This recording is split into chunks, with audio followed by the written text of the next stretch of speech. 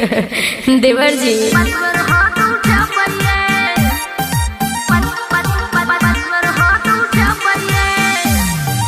भौजी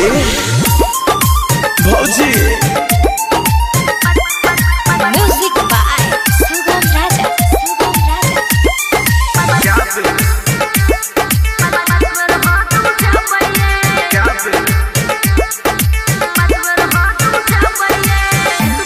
भौजी माथ पे दौरा उठेबैये छठी घाट जेबैये ब्यूटीफुल लगे छी भौजी केना केना पूजा करबैये माथ पे दौरा उठेबैये छठी घाट जेबैये ब्यूटीफुल लगे छी भौजी केना केना पूजा करबैये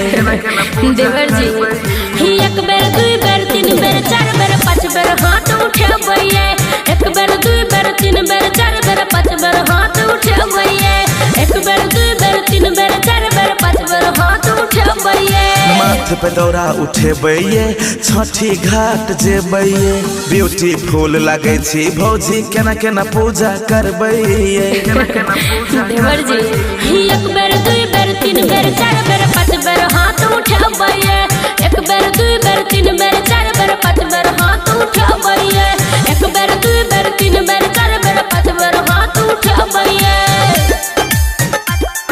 डीजे दयानंद दिलदार सरस्वती स्थान कठरा डी टोल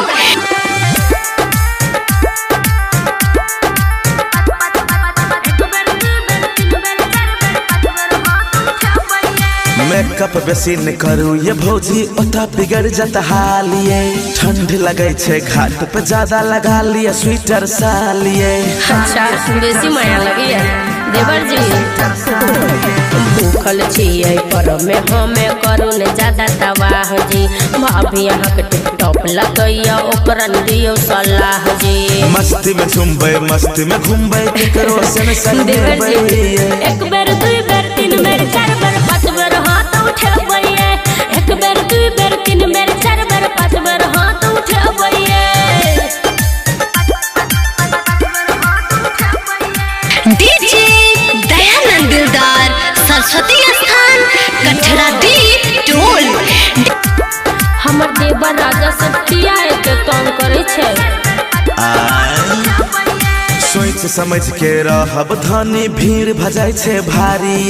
पिछला साल पटक्का सा जर गेले भौजी के साड़ी हो जर गेले भौजी के साड़ी हो जर गेले भौजी के साड़ी हो सन्नू नवल दुनू देवर के ठीक से यहाँ समझा दियो छोटका अपना बउआला छुरी छुरी किन के ला दियो घाट पे लागल छे डीजे मिल जुल कर ठुमका लगेबै एक बेर दुई बेर